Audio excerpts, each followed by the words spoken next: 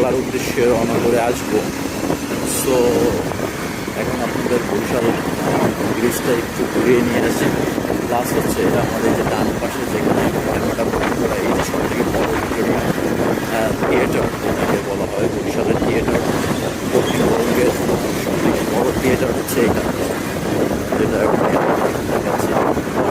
কাজ শেষ হওয়ার যেটি বলা হবে অবশ্যই একটা গর্জিয়াস মানে থিয়েটার হবে আশা করা যায়।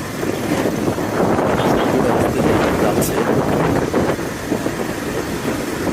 যাচ্ছে শীতের সকালে সন্ধ্যা এই দুটো থেকে একটা ইউনিক একটা ফিল থাকে।